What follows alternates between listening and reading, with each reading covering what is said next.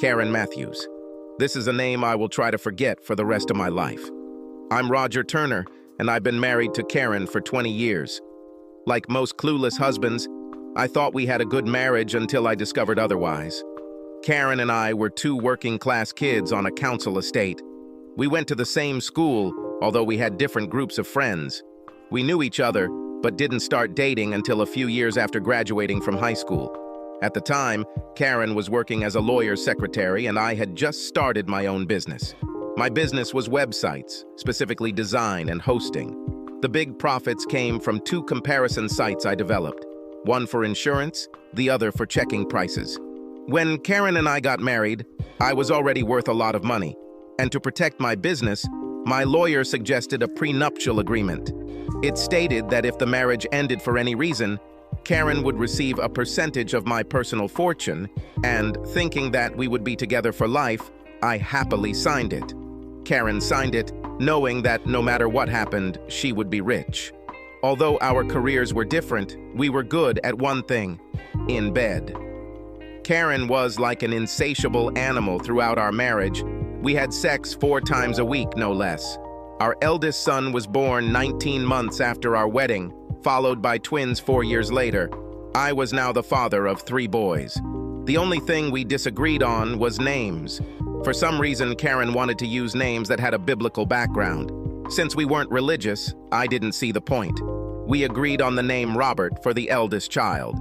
And 4 years later, the twins were named Ethan and Luke. Even though we both worked, we always found time on the weekends to spend together as a family.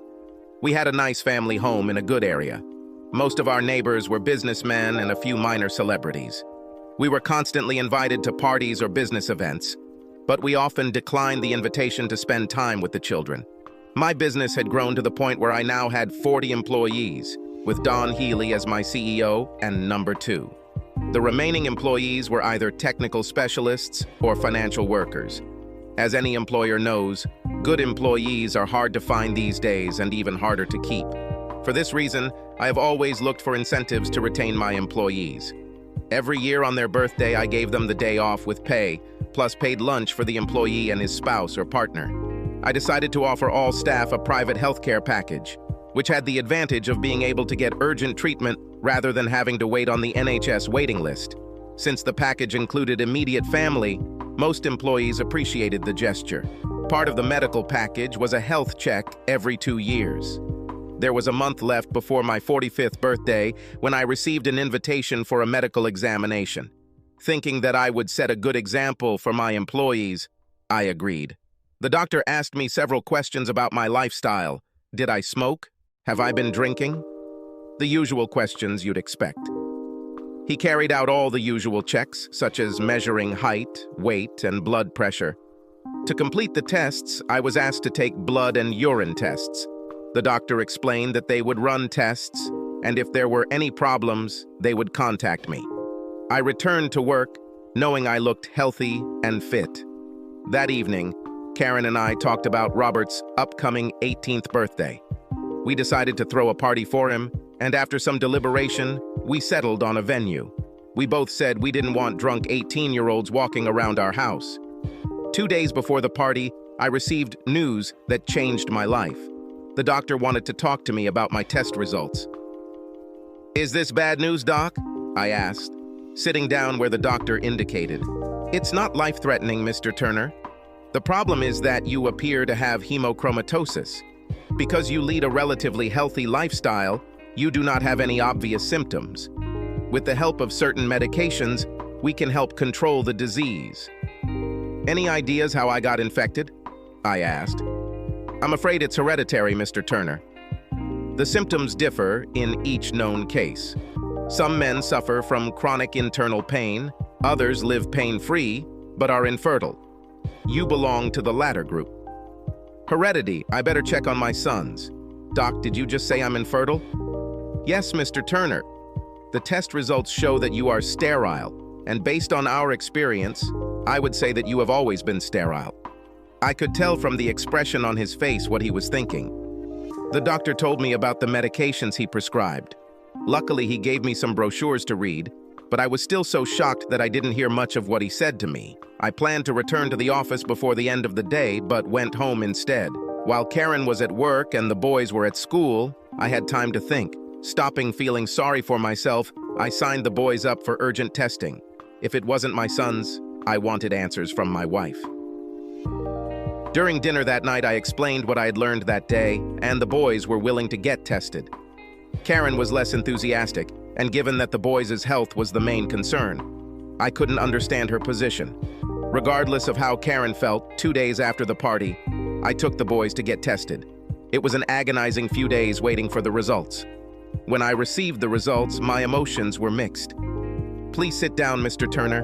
The doctor pointed to a chair. "What is wrong with me?"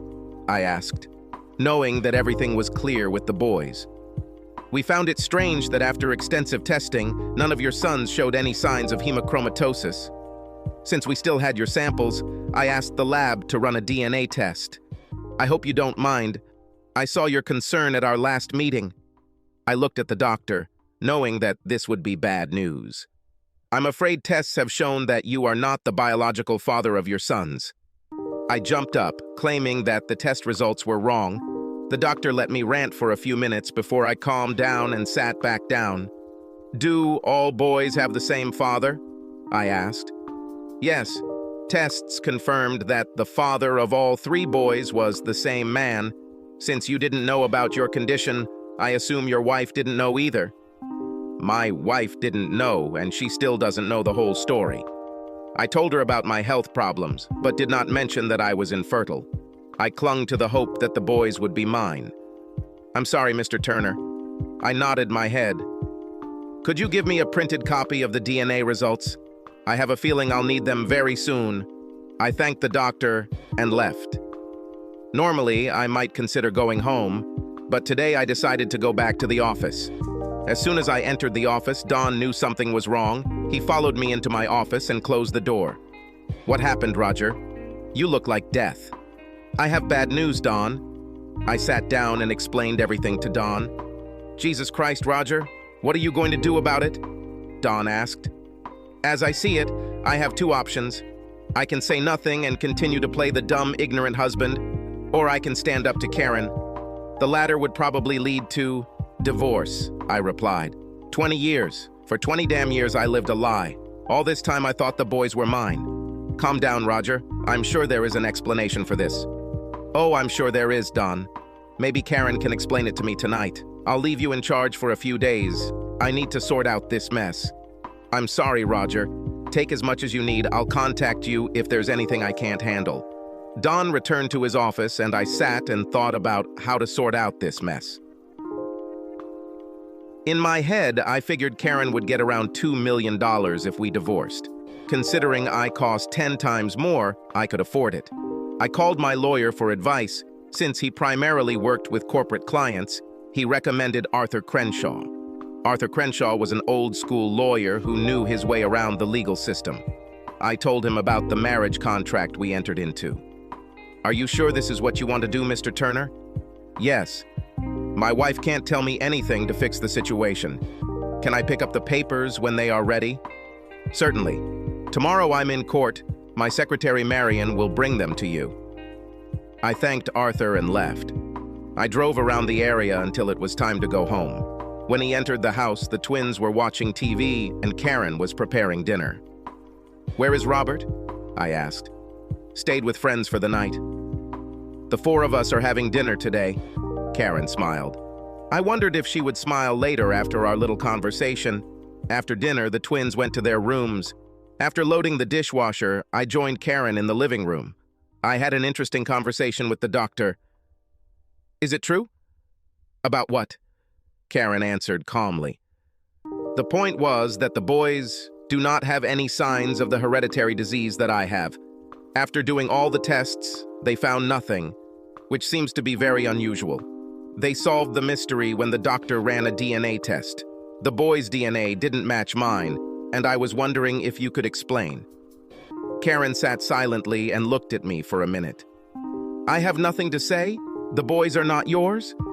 "I fell in love with someone else soon after our wedding.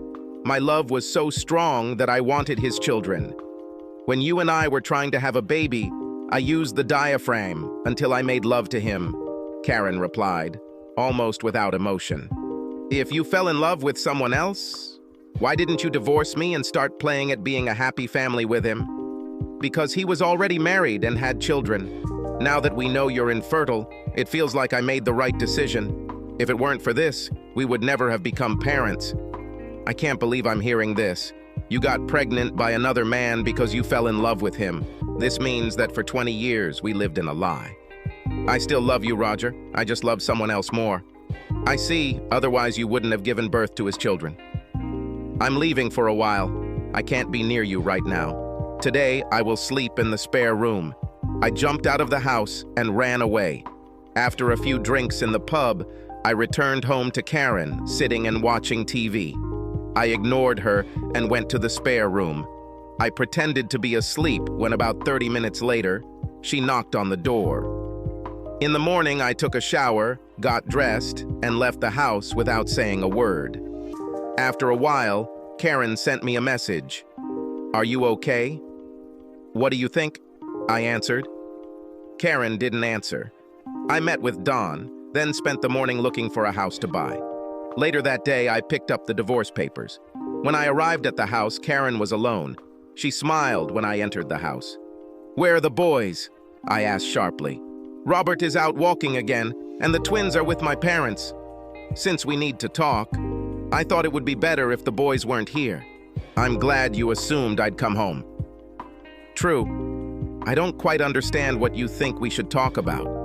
I'll go up the stairs and change, and while I do that, you can take a look at this." I threw the envelope on the kitchen table and left.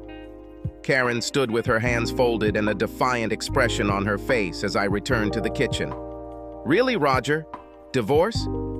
"Yes, Karen, divorce. Last night you told me that you loved another man more than me. You loved him so much that you even gave birth to his fucking children. But I still love you, Roger. Yes, of course, but not enough to have my children. The fact that I am infertile does not change anything. If we had known then, we could have adopted. You left and got pregnant by that bastard, leaving me no say. As far as I know, you are still with him. Divorce is the only option for me, Karen. As you can see, I was fair. You will receive £2 million, according to the marriage contract." When I mentioned that Karen was still involved with him, she looked at the floor, and that told me everything I wanted to know. "This is my house, Karen, so you have to move out. Find a place and I'll pay for it. We'll deduct it from your £2 million. In the meantime, I'll stay at the hotel." "What about alimony?" Karen practically screamed. "Since Robert is over 18, it doesn't matter. If you need child support for twins, ask their father, whoever he is." "You're making a big mistake, Roger. You are listed as the boy's father, so you must pay for them." "I made a mistake when I married you, Karen." "Just out of interest, who is the boy's father?" "I won't say. It won't change anything anyway. You will still go for divorce." I then went back upstairs to collect my clothes. I was going to stay at a hotel for a few nights until I got some things sorted out. Karen sat at the table and cried as I carried the suitcases downstairs. "I'll be back for things in a day or two. I'll have enough for a few days," I said without waiting for an answer. I found an apartment that I could rent for 2 months, hoping that was all I would need it for. It also gave Karen a chance to find housing. Karen called me several times asking me to change my mind, but after the last call, which was very stressful, she gave up. My lawyer said she signed and returned the divorce papers. I gave her a month to vacate the house. Robert called to tell me that he was unhappy with his mother. He asked if he could move in with me when I found a place. I told Robert that in this case, on the contrary, his mother would move out of the house. When I called to talk to Ethan and Luke, I was told they didn't want to talk to me. I heard Luke screaming that he hated me. One evening, Robert and I were talking when Karen called him. He turned on the speakerphone. "Yes, what do you need?" Robert said sharply. "Robert, don't talk to me like that. I am your mother. Show me some respect." "Respect? That's funny." Robert stopped and stared at the phone. "You brought this on yourself. You destroyed this family. I want nothing to do with you or the man you call my father. Stay away from me and don't call me again. You are nothing more than an evil witch." Robert pressed the button to end the call. "You should try to maintain some kind of relationship with your mother," I advised. "No, Dad. I don't want anything to do with her. Hopefully the twins will realize what an evil person she is and leave when they are old enough." Karen found a house for herself and the twins. She left the room for Robert, not that he had any intention of using it. I was there the day she moved out. "Take the bed, Karen. I'll buy a new one. We never did anything in the house." "I don't believe a word you say, so take the bed." The twins ignored me the entire time we were in the house. They didn't look back when Karen left. Because of my wealth and status as an ordinary child who achieved well, the newspapers followed the divorce story. Public opinion was on my side. Most people believed that Karen had treated me poorly. 5 months later, the divorce was final. Unfortunately, I had to pay child support for my twins. "Roger, this is Arthur. Just calling to let you know that you are a single man whose divorce became final today." "Thank you, Arthur. I have a few questions for you. Can I challenge the child support claim? And can I get my name removed from the boys' birth certificates?" "You can appeal the claim for alimony, although this may take some time. The real father will have to take a paternity test before anything happens. He will probably try to avoid the test at all costs. There is another way. It will cost a little more, but the result will be achieved faster." "And what is the alternative?" I asked. "You can sue your ex-wife for parental fraud. This will mean that you will be removed from the birth certificate and you will be able to claim back any child support you paid after the divorce. If I subpoena her, I will ask her to name her father. She will not be able to refuse the answer if she is under oath. This way you can sue him for overdue child support. Come on, Arthur. Prepare your papers and submit them, please." "I will, Roger. I'll let you know when Karen receives them." 3 days later, I was informed that Karen had been served with parental fraud papers. I was expecting a call from Karen. Her silence worried me a little. Arthur called me and said that Karen's lawyer wanted to set up a meeting. I told him to tell them that I was not interested and we would see each other in court. On the day of the hearing, I sat with Arthur. Karen sat with her lawyer. She had a worried expression on her face. I assumed her lawyer was someone from the law firm where she works. The hearing began with me explaining why I was suing Karen. Karen's lawyer asked me questions as well as Arthur. After lunch, Karen confronted the lawyers. Her lawyer was kinder to her. Arthur was not so lenient. "Miss Matthews, your ex-husband is suing you for parental rights fraud. At a recent divorce hearing, you admitted that my client is not the father of your 3 sons. My client wants his name removed from the birth certificates and replaced with his biological father's name. Could you tell us who the real father is?" Karen sat silently, staring at the floor. "I can't. It will destroy his family and ruin his life," Karen replied. "The same way you destroyed mine," I thought to myself. The judge's voice brought me back to reality. "Miss Matthews, may I remind you that you are under oath? Please answer the question." Karen sat and looked straight ahead. She answered in a low voice, almost a whisper. "Speak up, Miss Matthews," the judge reprimanded Karen. "Lawrence Rosenthal," Karen replied, and then looked at the floor again. The young woman stood behind me and left the court. Arthur addressed the judge. "Your Honor, Ms. Matthews has named her children's biological father. All my client wants is for his name to be removed from the birth certificates." Arthur came back and sat down next to me. The judge looked down at some papers. I decided that Miss Matthews had deceived her ex-husband into believing that he was the father of 3 children when he clearly was not. "Miss Matthews, I sentence you to 6 months imprisonment, suspended for 2 years. If you appear in court for any offense, those 6 months will be added to any sentence imposed. Is that clear?" Karen answered in the affirmative. Turning to me, the judge said, "Mr. Turner, by court order, your name will be removed from the birth certificates of Ms. Matthews' children. Since you have been proven not to be the father, I release you from any financial obligation regarding child support." "Thank you, Your Honor," I replied. We stood while the judge left the courtroom. Arthur collected his papers and we left the court. Karen came up to us in the foyer. "I hope you're satisfied, Roger? You've probably ruined a person's life, not to mention ruined their marriage. With your money, You could afford to pay child support for a few more years. If you don't mind, I need to talk to Larry and tell him what happened. I hope I never see or speak to you again, Roger. Arthur spoke. Miss Matthews, I don't know what you're going to say to Mr. Rosenthal. I think it's fair to warn you that 10 minutes ago, he was served with child support documents. Good day. Arthur and I walked away, leaving Karen crying. How did you manage to serve Rosenthal so quickly? I asked Arthur. Marion prepared the documents, we only needed his name. When Karen said who it was, my assistant left the court to call Marion. She printed out the papers and handed them to the waiting bailiff. Mr. Rosenthal was notified before the hearing ended. Arthur smiled. The attorney told me that Rosenthal fainted when he opened the envelope. He was being taken away in an ambulance as Karen entered the office. As with my divorce, all the newspapers were involved. Larry Rosenthal became a celebrity when newspapers appeared in stores the next day. It was through the media that I found out what happened. When the senior partners learned what had caused Rosenthal's downfall, they compounded his woes and fired him. His relationship with Karen was against company policy. Karen was also fired. My case against Rosenthal was left to chance.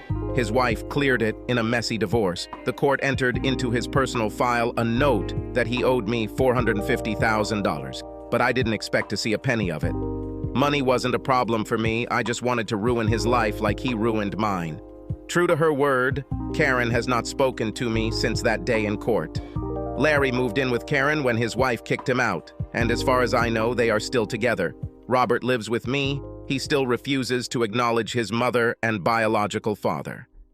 Now I divide my time between business and friends. I have a few girlfriends with benefits, but none of them are serious, as I have no intention of getting married again. 20 years of living a lie was more than enough for me. Subscribe to our channel so that your second chaff doesn't cheat on you, and go ahead and listen to the next story, because this story is nothing compared to the next one. If you're under 18, don't even think about listening to the next one.